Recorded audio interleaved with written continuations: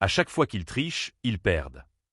Ces mots, prononcés par le ministre russe des Affaires étrangères, Sergueï Lavrov, ciblent directement la stratégie de l'Ukraine dans le conflit. Pour Moscou, Kiev aurait pu préserver une partie de son territoire si elle avait respecté les accords de Minsk. Aujourd'hui, les négociations avancent, mais le rapport de force reste incertain. N'oubliez pas de vous abonner pour suivre chaque évolution de la situation et partager votre avis en commentaire. Mardi, un nouveau tournant a eu lieu en Arabie Saoudite.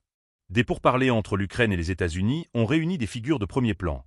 Côté américain, le secrétaire d'État Marco Rubio et le conseiller à la sécurité nationale de Donald Trump, Michael Waltz. Côté ukrainien, le ministre des Affaires étrangères Andriy Sybiga, le chef de cabinet de Volodymyr Zelensky Andriy Yermak et le ministre de la Défense Rustem Umerov.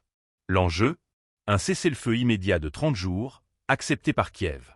Ce compromis pourrait être prolongé si les deux parties trouvent un accord.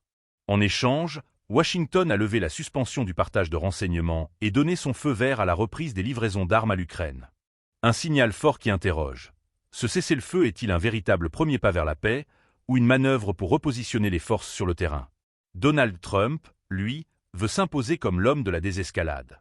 Il a confirmé que des représentants américains rencontreraient tous leurs homologues russes dans les prochaines heures. Objectif : convaincre Vladimir Poutine de suivre le mouvement et d'accepter une trêve.